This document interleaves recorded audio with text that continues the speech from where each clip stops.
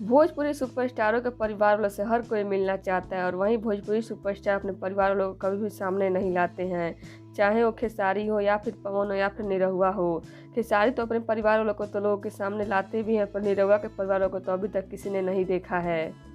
और वहीं आज के इस वीडियो में हम आप सभी को भोजपुरी सुपरस्टार यश कुमार मिश्रा के बारे में बात करने वाले हैं। जी हाँ, क्योंकि यश कुमार मिश्रा की शादी हो चुकी है तो बहुत कम लोग जानते होंगे। तो वहीं यश कुमार मिश्रा की शादी किसी और से नहीं बल्कि भोजपुरी हीरोइन अंजना सिंह से हुई थी और इनकी अभी तलाक भी हो चुका है, क्योंकि इनका रिश्ता ज़्यादा दिनों तक अच्छा नहीं चल पाया।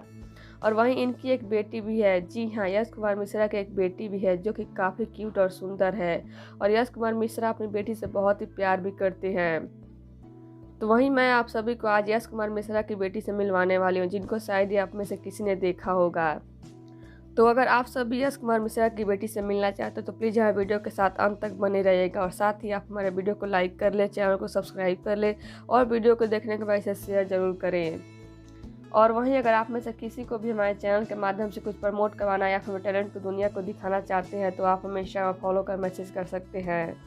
लिंक आपको नीचे डिस्क्रिप्शन बॉक्स में मिल जाएगा। तो चलिए बढ़ते हैं वीडियो की तरफ और आप सभी को हम मिलवाते हैं यश कुमार मिश्रा की बेटी से, जिनको शायद ही आप में से किसी ने देखा होगा, क्योंकि इनकी बेटी इनके साथ नहीं रहती है बल्कि अंजना सिंह के साथ रहती है। और ये रही यश कुमार मिश्रा की बेटी और यश अपनी बेटी से बहुत ही प्यार करती है और एक काफ़ी क्यूट और सुंदर भी है।